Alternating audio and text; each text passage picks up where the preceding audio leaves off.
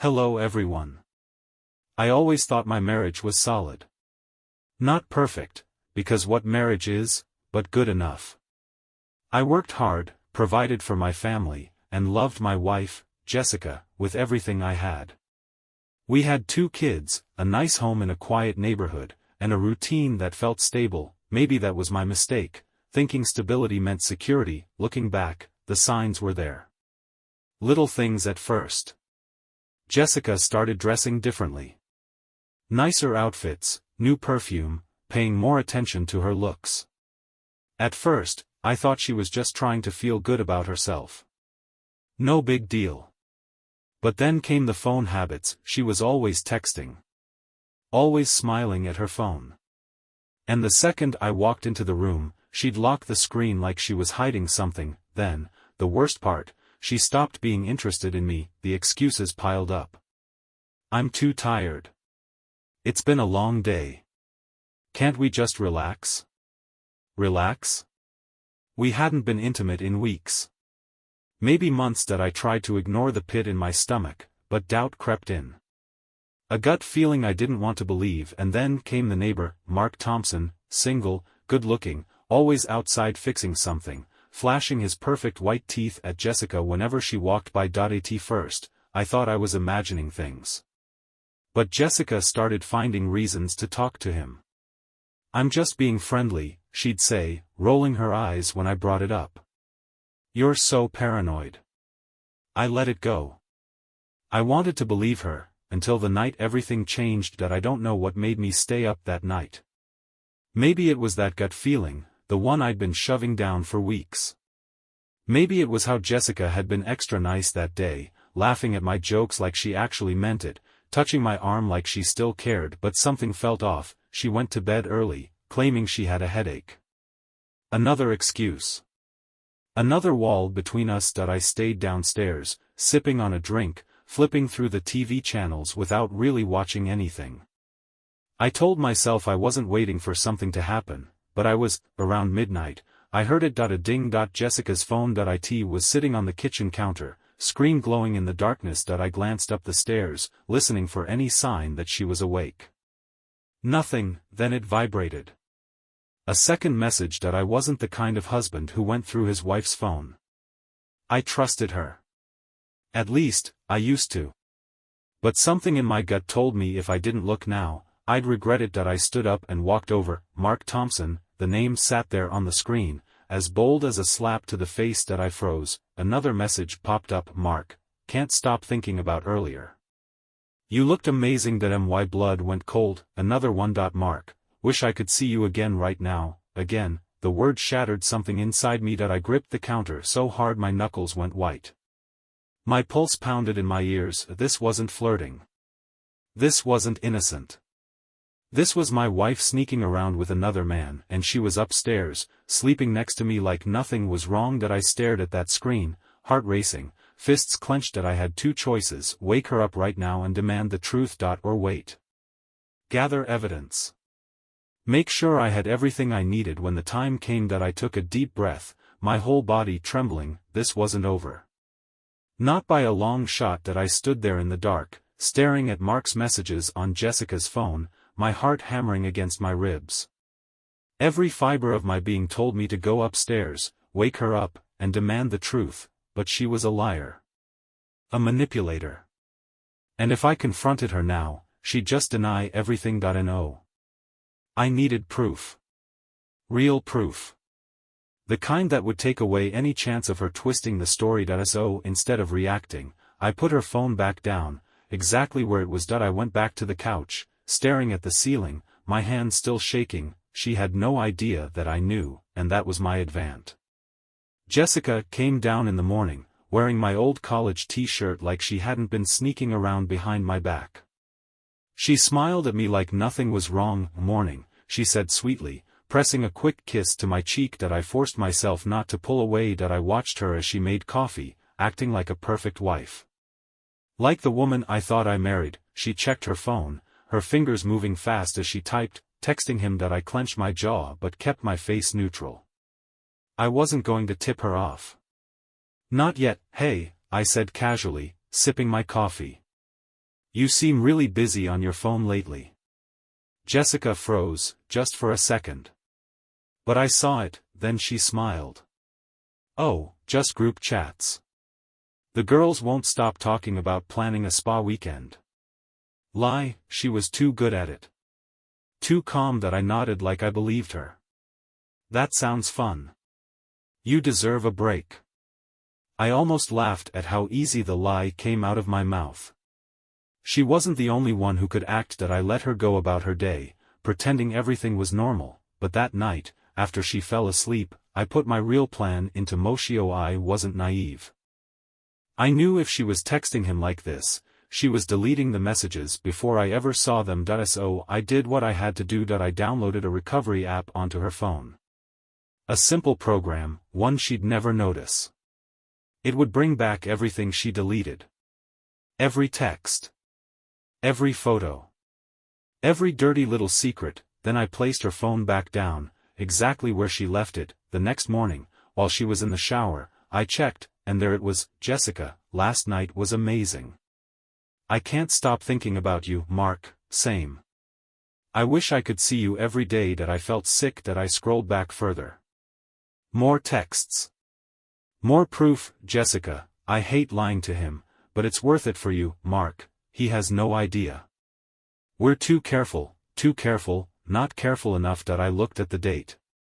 They'd been sneaking around for 5 months. 5 months. I gripped the sink, my whole body trembling with anger. This wasn't just some stupid mistake, she had been living a double life. Right under my nose, and now, I was going to end it. I stood in the bathroom, gripping Jessica's phone so tight my knuckles turned white. 5 months. 5 months of sneaking around. Of lying to my face. Of laughing behind my back with Mark, the neighbor I had trusted. I wanted to go straight to her, wake her up, and demand the truth. But she'd just lie. She was too good at that. No, I needed to play this smart. She had no idea I knew.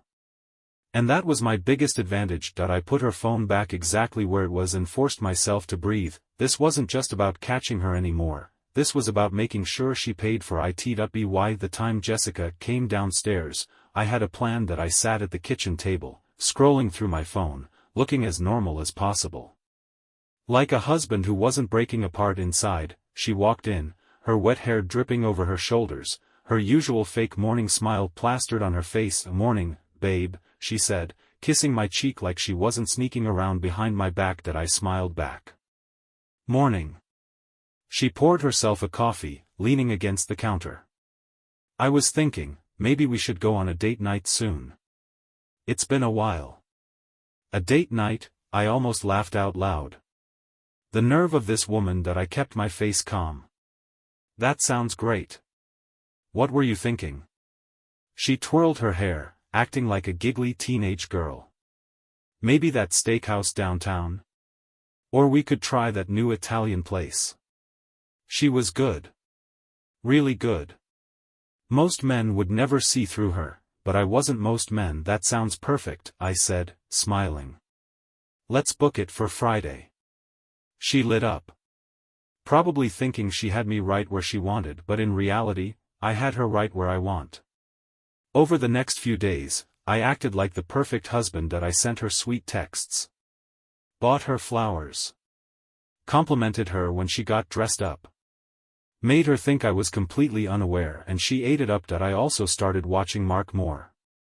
Noticing things. His car was in his driveway at weird hours when it usually wasn't. He'd glance at my house a little too often. Sometimes when I came home early, Jessica was out for a walk. It was so obvious now. I hated myself for not seeing it sooner. By Thursday, I knew exactly what I needed to do. Friday night came.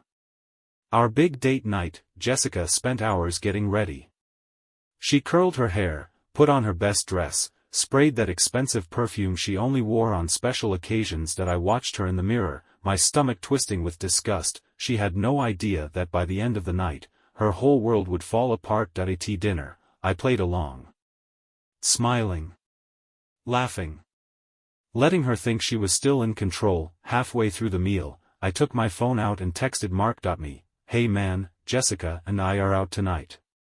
Could you keep an eye on the house? The guy replied almost instantly, Mark, yeah, of course. Enjoy your night. That I smirked. Oh, I will. After dinner, I drove Jessica home, acting like everything was normal. But instead of pulling into the driveway, I stopped a block away. Jessica frowned. Why are we stopping here? I turned to her, my heart pounding.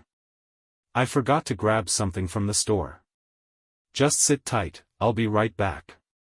She nodded, completely unsuspecting that I got out, walked a few steps, and then circled back behind the houses. That I knew exactly what was about to happen. Mark thought we were out.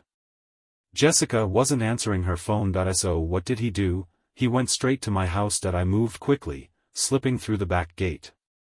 My heart pounded in my ears as I crouched low behind the fence, watching. Mark walked right up to my back door and let himself in. He had a key. That was the moment I snapped. That I burst through the door, my fists clenched. Mark's face went pale as he saw me.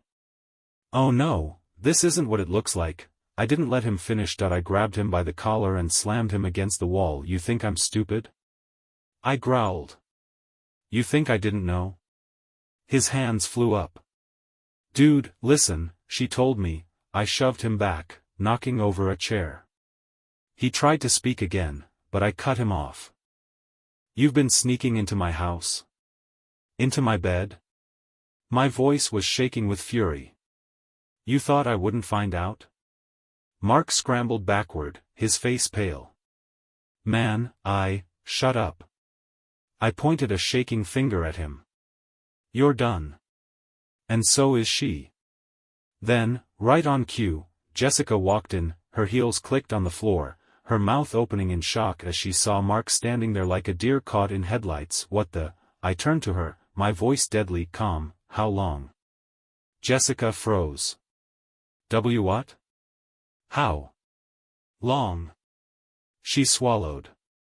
I don't know what you're talking about. I pulled out my phone. Opened the messages. Tossed it at her feet. Jessica's face turned white. This isn't. She looked between me and Mark, eyes darting, trying to figure out how to lie her way out of this. You've been sneaking around with him in my house, I said, voice shaking with fury. In our bed. With our kid sleeping upstairs. She flinched at that, but still didn't deny it. Instead, she crossed her arms, her face hardening. And what? You're perfect. You never made me feel neglected. I laughed. A cold, hollow sound. So that's your excuse? I wasn't good enough, so you did this? Jessica's eyes flashed. Maybe if you paid more attention to me. I stepped closer, lowering my voice. You're a liar. A cheater. And now? You're nothing. She scoffed. What, you think you're going to kick me out? I'll take the kids, the house. I held up a folder. Jessica's smug face faltered. What's that? She asked, her voice suddenly unsteady. I smirked. Proof. Videos. Messages. I sent copies to my lawyer. To your family. To everyone. Jessica's smirk vanished. Get out, I said, voice cold. Both of you. Now. Mark bolted for the door without a word. Jessica stood there, shaking, realizing she had lost, and for the first time in months, I felt free. Jessica stood in the middle of our living room, frozen, her face pale as the reality sank in. She had lost. Mark was already gone, running out like the coward he was, probably back to his house to pack his things before his own wife found out. But Jessica? She had to face me. You're making a mistake, she finally muttered, her voice shaking. I laughed. A real, bitter laugh. Oh, am I? Because from where I'm standing, the only mistake was trusting you. She clenched her fists. You think you're so innocent? You think you were the perfect husband? There it was. The classic cheater defense. When caught, blame the victim. I took a slow step forward, my voice calm. Too calm. No, Jessica. I wasn't perfect. But I wasn't the one sneaking around, lying, and betraying the person who trusted me. Her eyes flickered toward the hallway where our kids' rooms were. Where they had slept through their mother's betrayal. That I saw something in her expression. Shame. Not because she regretted it. But because she got caught. Pack your things, I said. And get out. Jessica's nostrils flared. You can't just throw me out of my own house. I smiled. She was already losing that. I pulled out my phone and flipped to the messages. I have proof, Jessica. The videos. The texts. The ones I backed up. The ones I sent to my lawyer. And in case you forgot, we live in a state where adultery means you get nothing in the divorce. Jessica's mouth snapped shut. She knew I was right. You're bluffing, she whispered. That I unlocked my phone, scrolled down to my lawyer's number, and held it up. Try me. Her face twisted with frustration. You can't do this to me. I took a step closer, lowering my voice. Jessica. You did this to yourself. Her hands shook. I saw the moment the realization hit her.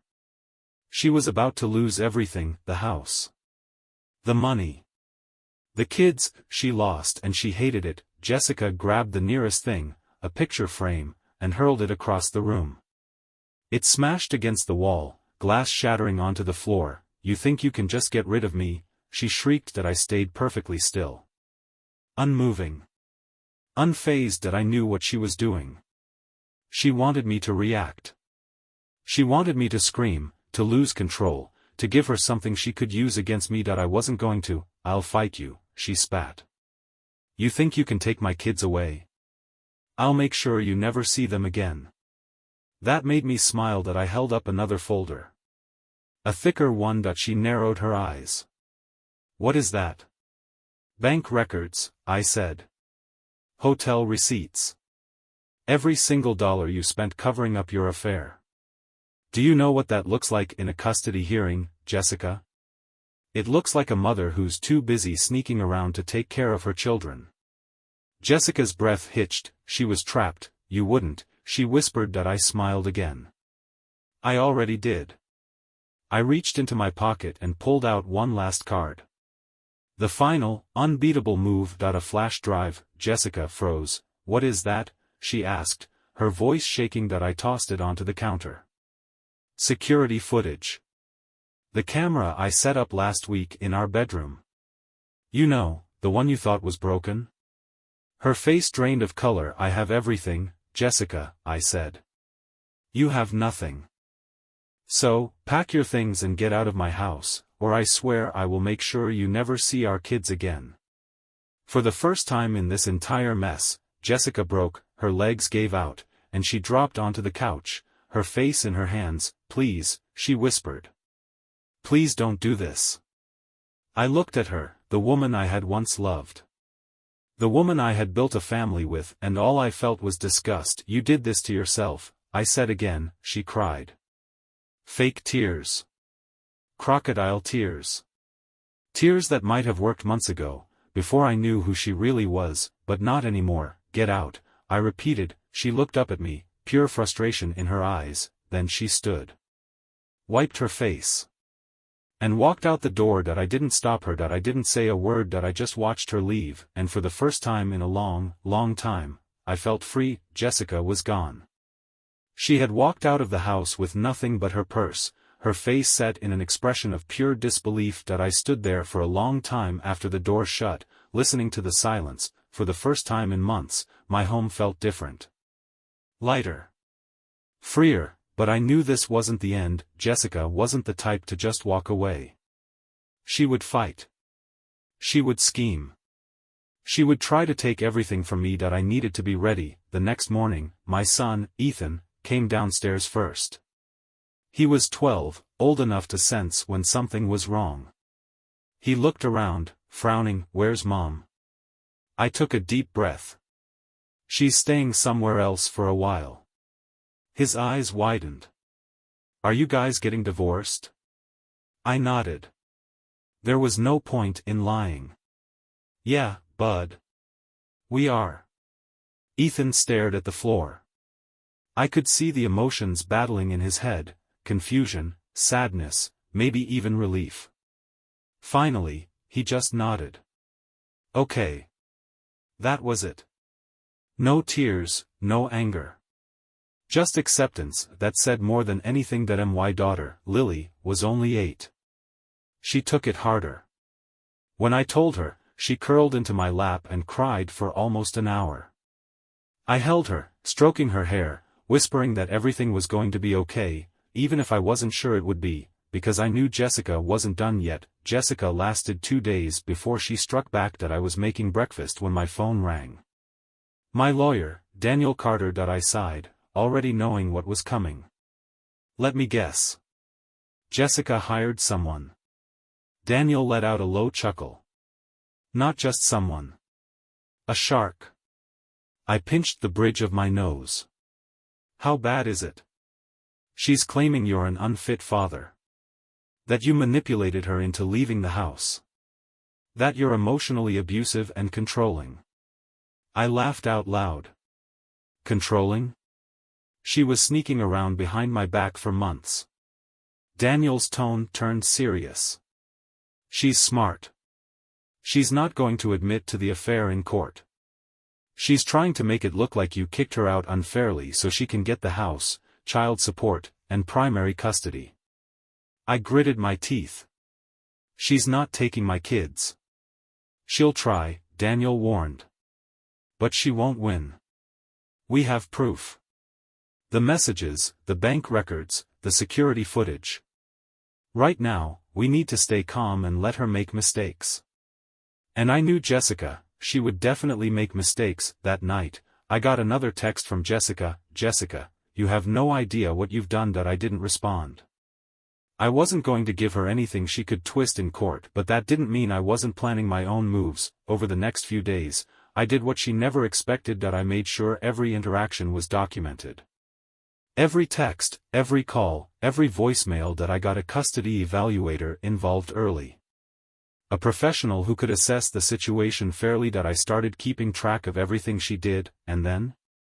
I waited because I knew Jessica couldn't help herself, and sure enough, she made her first mistake. On Saturday morning, I got a call from the kids' school. Jessica had tried to pick them up. It was supposed to be my weekend with them.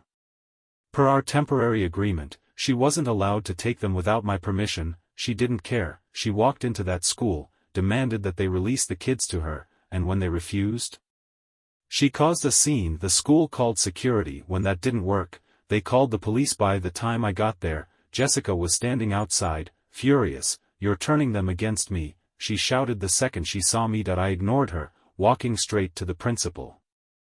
I'm so sorry about this, I said calmly. This is why we have a legal agreement. The principal nodded. We documented everything. If this goes to court, we'll provide a statement. I turned back to Jessica. You just made this so much easier for me. She realized what she had done. She had just proven in front of witnesses that she wasn't respecting the custody agreement. Jessica's face twisted with frustration. You think you've won? She hissed. This isn't over. I smiled. I know. Then I walked away, taking the kids home, and for the first time since this nightmare started, I felt something close to victory. Jessica had made her first big mistake. Trying to take the kids from school without permission wasn't just desperate, it was reckless, and reckless people lose in court. That same evening, I met with my lawyer, Daniel Carter, and gave him the full report. The school's written statement. The police report. Every piece of evidence proving she had violated our temporary custody agreement. Daniel leaned back in his chair, smirking. This is exactly what we needed. She's going to get worse, I muttered. Oh, absolutely, he said.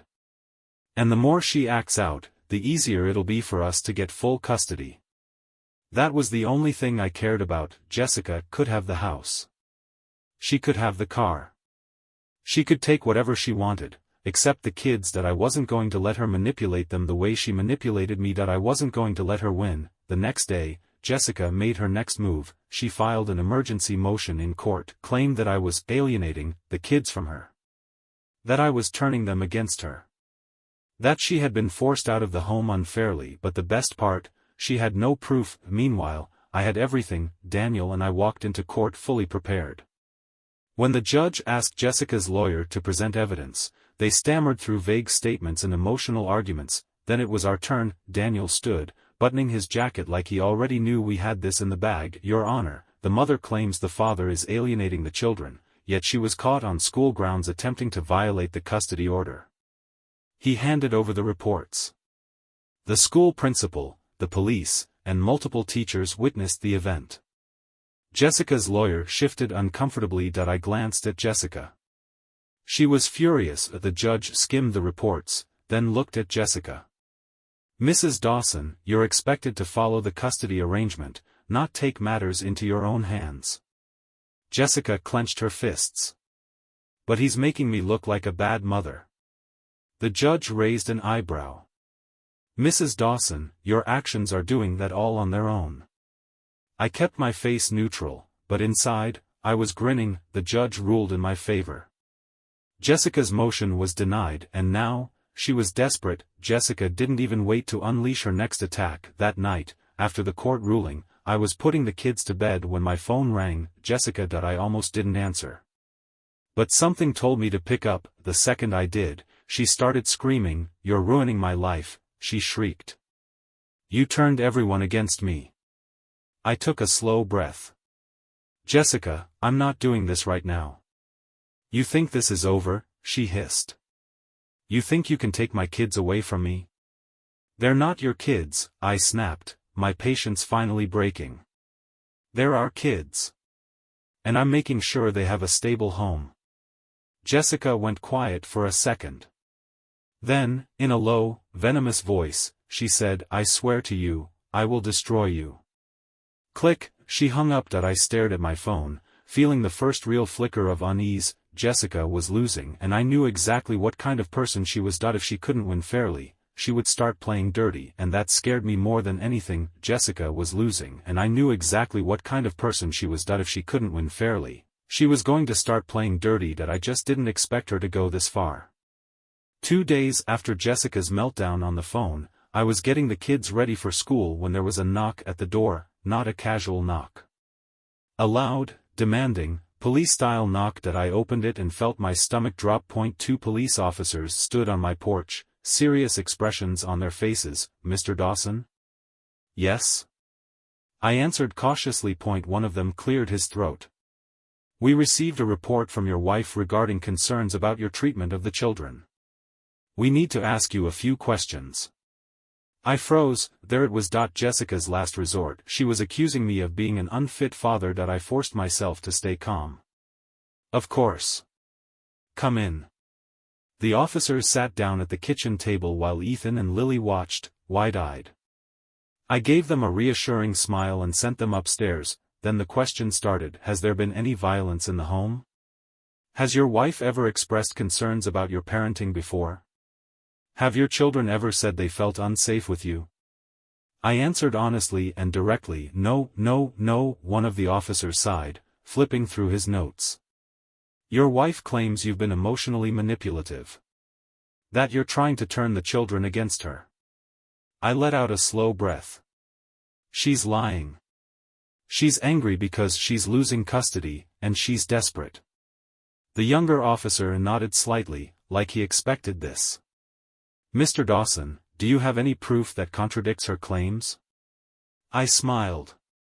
I had more than proof. I grabbed a folder from the counter and slid it across the table. Inside, text messages of Jessica admitting to lying, the school report documenting her attempt to take the kids illegally. A witness statement from my lawyer outlining her history of manipulation.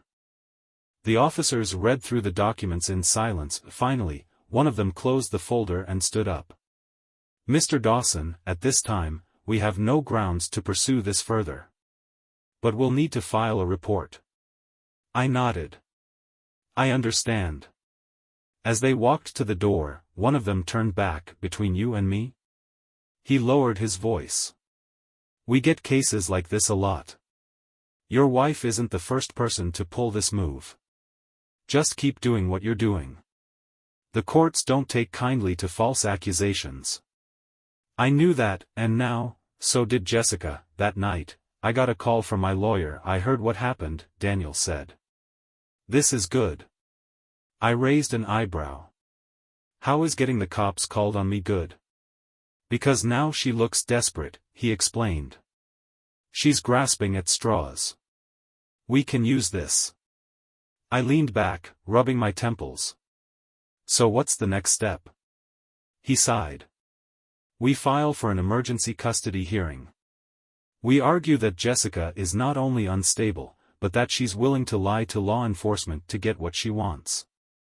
I felt a small, dark sense of satisfaction. Jessica had been playing games for months. Now, she was about to lose everything. Jessica had tried everything, lying, manipulating, playing the victim, and even involving the police, but now, we were in the courtroom for the final battle. This was the moment that would decide my children's future. And I wasn't going to let her lies win. The courtroom was dead silent except for the shuffling of papers and the occasional cough. Jessica sat across from me at her table, her lawyer, Richard Blake, whispering urgently in her ear. She looked different. The usual arrogance in her expression was gone. For the first time since this nightmare began, she looked like she knew she was losing. But I also knew Jessica. She wasn't just going to roll over and accept defeat. She was going to try one last dirty trick. The judge, Honorable Evelyn Clark, cleared her throat and looked down at the stack of documents before her. She was a woman in her 60s, known for her tough but fair rulings. I have reviewed the case in detail, she began, her voice even. And I will say that the evidence submitted by both parties has been eye-opening. She glanced at Jessica. Jessica shifted uncomfortably. However, before I make my ruling, I will allow final statements from both sides. Blake stood immediately. Your Honor, my client has been painted unfairly as a manipulative, neglectful mother, he said smoothly. The truth is, she has been kept away from her children by a vengeful ex-husband who is using the legal system to punish her. I clenched my fists. That he continued, my client acknowledges that mistakes were made. But she loves her children. And a mother's love cannot be measured in paperwork. Blake gestured toward Jessica. I ask the court to grant joint custody so that these children may experience the full love and support of both parents. Jessica nodded along, putting on her best remorseful face. That I wanted to laugh. After everything she had done, she still thought she could charm her way out of this. The judge turned to my lawyer, Daniel Carter. Mr. Carter, your response. Daniel stood, straightening his tie. Your Honor, while my esteemed colleague speaks of a mother's love, I would like to remind the court that actions speak louder than words. He picked up a thick folder and held it up. In these pages are police reports, school records, and documented violations of court orders. They don't tell the story of a loving mother. They tell the story of a woman who is willing to manipulate, lie, and even use law enforcement as a weapon to get what she wants. Jessica's smile wavered. Daniel pressed on. Let's be clear, this is not about a father seeking revenge. This is about a father protecting his children. He turned to me. Mr. Dawson, what do you want? I took a deep breath and looked directly at the judge. I want my kids to have a stable, loving home, I said. I want them to feel safe. I want them to grow up without constant drama and manipulation. I exhaled, my voice steady. I want full custody. Jessica let out a choked sound. The judge turned to her. Mrs. Dawson, do you have anything to say? Jessica shot to her feet. This is insane, she shrieked. He's turning them against me. He's brainwashing them. The judge's gaze hardened. Mrs. Dawson, sit down. Jessica ignored her. You can't take them from me. I'm their mother. They need me. She turned to me, her face twisted with desperation. Please, she whispered. Don't do this. For a moment, I almost felt sorry for her, but then I remembered everything, the lies. The betrayal. The way she had thrown away our family for a fling with our neighbor. I stayed silent. The judge sighed, rubbing her temples. Then, finally, she spoke. The role of this court is to determine what is in the best interest of the children. Judge Clark began. She paused, flipping through her notes. Jessica's breath hitched. Based on the evidence provided, it is clear that Mrs. Dawson has repeatedly violated custody agreements, attempted to remove the children from school without permission, and made false claims to law enforcement. Jessica shook her head violently. That's not true. I was emotional. He's turning you against me too. The judge's expression remained cold. She turned to me. Mr. Dawson, you have provided a stable environment for your children. You have not been found guilty of any allegations made against you. And you have acted in good faith throughout these proceedings. I held my breath. For the well-being of the children, this court grants full custody to the father. The mother will have limited, supervised visitation until further review. The gavel slammed. Jessica let out a guttural cry. "No," she screamed. "You can't do this. I won't let you take them." The bailiff moved toward her. "Mrs. Dawson, calm down." Jessica turned to me, her eyes filled with pure hatred. "You'll regret this," she hissed. "I swear, you'll regret this." I just stared at her. "No, Jessica," I said quietly. "I won't." That night, I put Ethan and Lily to bed, reading them a bedtime story. For the first time in months, they seemed happy. Relaxed. As I turned off the lights, Ethan looked up at me. "Dad?" I smiled. "Yeah, buddy?" He hesitated. "We're not gonna have to move again, right? We can stay here?" I swallowed hard. I knelt down beside his bed. "We're staying, I promised. Nobody's going to take you away. Not ever again." Ethan nodded, finally closing his eyes. Lily had already fallen asleep, curled up with her stuffed rabbit. I stood in the doorway for a long time, just watching them, and for the first time in a very, very long time, I felt at peace. Jessica would always be their mother. She would always be a part of their lives, but she would never control us again. This war was over, and I had won. I thought it was over. I thought Jessica had finally realized she had lost. I thought I could finally breathe, but I underestimated her, because Jessica wasn't the type of person to accept defeat. She was the type of person who would rather burn everything down than admit she lost. Life had finally started to feel normal again. Ethan and Lily were adjusting well. The tension in the house was gone. The air felt lighter, like we weren't walking on eggshells anymore. Jessica's supervised visits had been uneventful.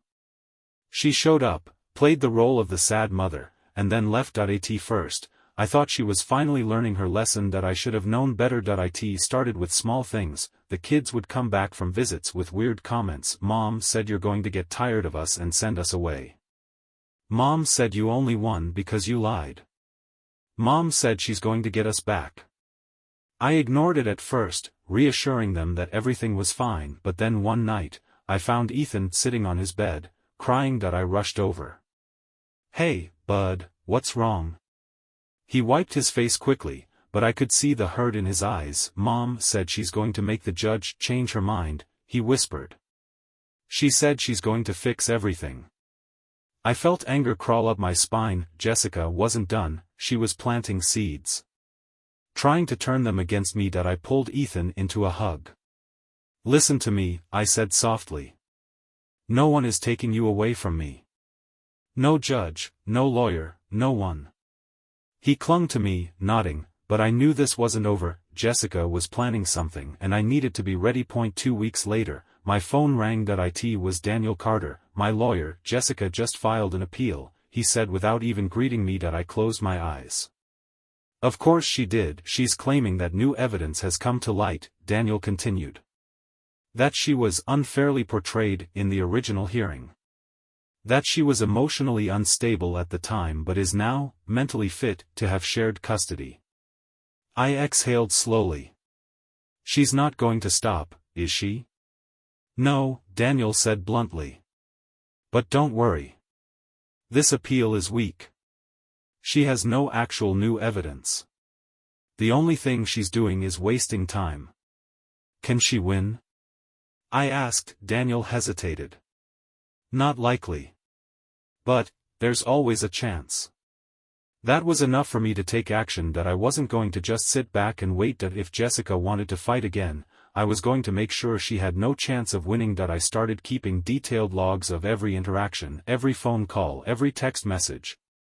Every single thing she said to the kids during visitation. I reached out to the supervised visitation center. I requested reports from the workers monitoring her visits, and what I found, Jessica had been pushing boundaries. She wasn't following the rules. She had been whispering things to the kids that she thought no one could hear, things like, "Just wait, honey. Mommy is going to fix this soon. You don't belong here. You belong with me. Your dad is lying to you." It was all documented. I took every piece of it and sent it straight to Daniel. When he saw it, he laughed. "She's literally proving that she's unfit for shared custody," he said. "This is going to backfire on her." And it did. The appeal hearing was short. Jessica walked in with her lawyer, looking confident. Like she actually believed she had a chance. The judge barely let her lawyer speak before shutting it all down. "You have presented no substantial new evidence," the judge said. "Additionally, we have reviewed reports from the visitation supervisors that indicate ongoing manipulative behavior." Jessica's confidence shattered. "We are not only denying this appeal," the judge continued, "but we are also further limiting visitation privileges. From now on, all visits will be recorded." Jessica gasped. "You can't do this." The judge looked unimpressed. "Mrs. Dawson, this is not a negotiation. This is my ruling." Gavel slammed. "Case closed." Jessica broke down. I walked out of that courtroom without even looking at her. A week after the failed appeal, I got a call, not from my lawyer, from Jessica. I hesitated before answering. "What do you want?" I asked, my voice flat. She was quiet. Then, she let out a shaky breath. I just wanted to say I'm sorry," she whispered. I blinked. "Excuse me?" "I messed up," she said. "I ruined everything. I lost the kids. I lost you. I don't know what to do anymore." She sounded broken, but I wasn't going to fall for it. "I don't believe you," I said simply. Jessica let out a bitter laugh. "I figured." Silence stretched between us, then she said something that made my blood run cold. "I don't know if I can do this anymore," she whispered. "I don't think I can live like this." My stomach tightened. She was playing the last card she had left, guilt. "Jessica," I said slowly, "you need help. Not from me, but from someone who actually knows how to fix the mess you made." She sniffled. "I just want my family back." I closed my eyes. "That's not going to happen." She let out a soft sob. "Goodbye, Jessica." And then I hung up. 1 year after the custody battle, my life was finally mine again. Jessica's visits became less frequent. Eventually, she just stopped showing up. She moved out of state. Started over somewhere else, and honestly, I didn't care. Ethan and Lily were happy. Stable.